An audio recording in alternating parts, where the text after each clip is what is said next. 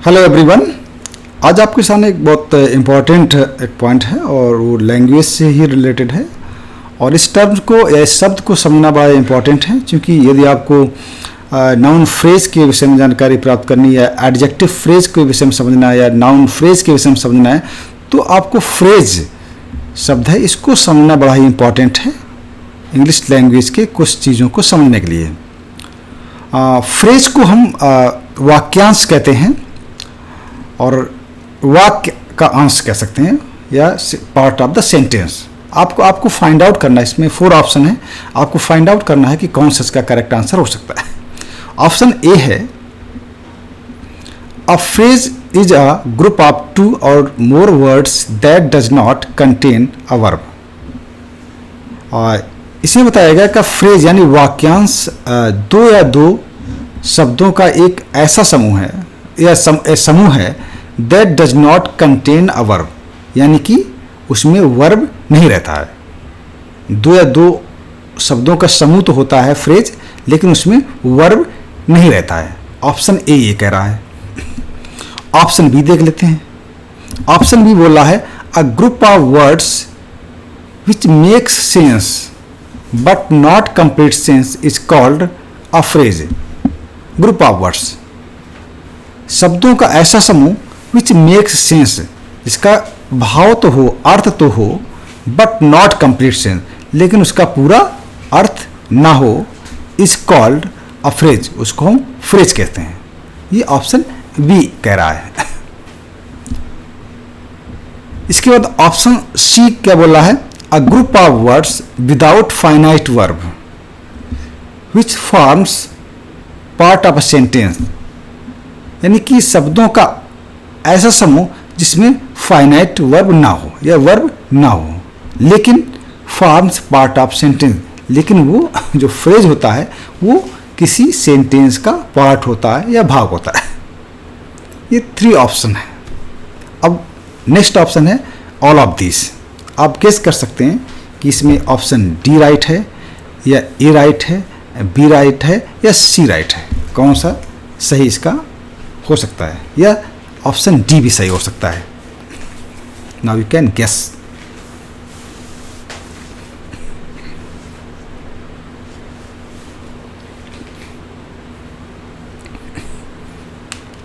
इसका option d correct है, क्योंकि ये तीनों ही ऑप्शन में जो भी दिया गया है ये सभी कैरेक्टरिस्टिक या ये पॉइंट फ्रेज से रिलेटेड हैं। अब इसको और हम सेंटेंस के माध्यम से और डिटेल से समझ लेते हैं। सेंटेंस फर्स्ट है, it is cold in the winter. पहले तो इसमें आपको फाइंड आउट करना है कि इसमें फ्रेज कौन है। सबसे पहली शर्त है कि एक सेंटेंस होता है, उस सेंटेंस का जो पार्ट होता है उसी को हम फ्रेज या वाक्यांश कहते हैं। तो सेंटेंस क्या है, it is cold in the winter. इसमें आपको फाइंड आउट करना है कि फ्रेज कौन हो सकता है। इसमें इन द विंटर, इसमें इन द विंटर है, यही आपका फ्रेज है। अब रूल्स के अकॉर्डिंग देख सकते हैं कि in the winter, option B के according make sense. In the winter भाव तो रखता है कि सर्दियों में,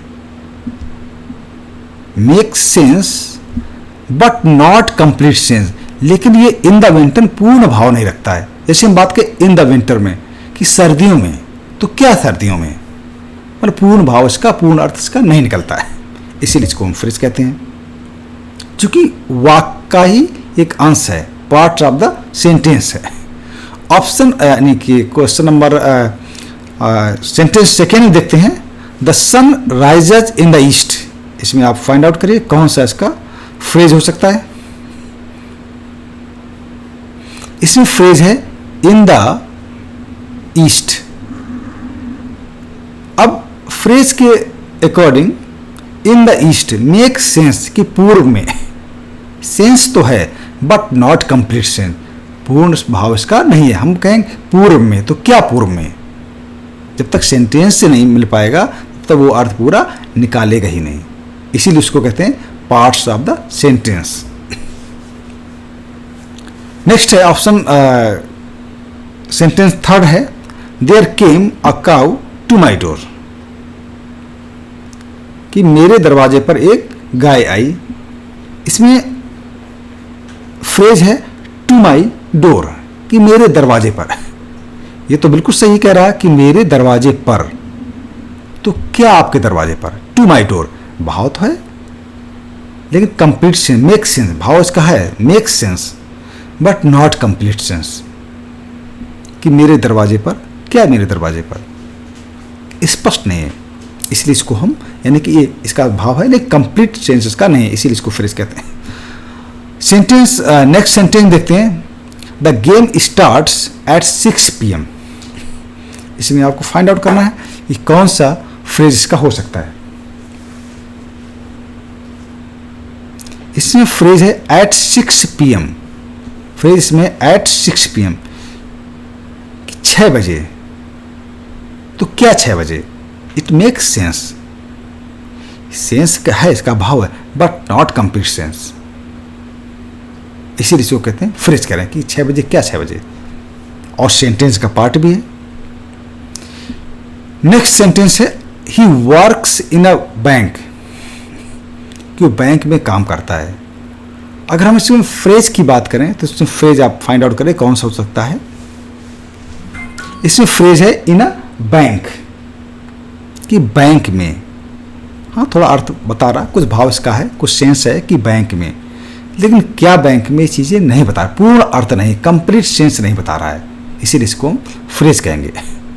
तो कुल मिलाकर कह सकते हैं फ्रेज क्या होता है? Phrase is a group of word, option A कह रहा, phrase group of 2 or more words that does not contain verb। जो फ्रेज होता है, हाँ एक चीज़ और बताते हैं, इट किसी भी फ्रेज में, इन द विंटर में, इन द ईस्ट में, टू माई डोर में, एट 6 PM में, और इन अ बैंक में, किसी में भी वर्ब नहीं है, समूह तो है। नेक्स्ट है ऑप्शन बी बता रहा, group of words which make sense but not complete sense is called phrase. ऐसा शब्दों का समूह जो भाव तो रखता है, अर्थ तो रखता है, लेकिन कंप्लीट भाव नहीं रखता, उसको हम फ्रेज कहते हैं, ऑप्शन बी के अकॉर्डिंग। ऑप्शन सी के according, group of words without finite verb, कि शब्दों का ऐसा समूह जिसमें वर्ब नहीं होता है, फाइनाइट वर्ब नहीं होता है, which forms part of sentence, लेकिन वो किसी सेंटेंस का पार्ट होता है। तो ये जितने फ्रेज हैं इस सेंटेंस के भाग ही हैं, चाहे इन द विंटर हो या इन द ईस्ट हो, टू माई डोर हो, एट 6 PM हो, या इन अ बैंक हो, इसीलिए इनको हम फ्रेज कहते हैं। मुझे लगता है आपको ये पूरी तरीके से समझ में आ गया होगा। अब जब आप आगे हम लोग आपको नाउन फ्रेज हम लोग पढ़ेंगे, या एडजेक्टिव फ्रेज पढ़ेंगे, या एडवर्ब फ्रेज पढ़ेंगे, उस समय बहुत ही आपको ये वीडियो बहुत काम का साबित होगा। Thank you very much.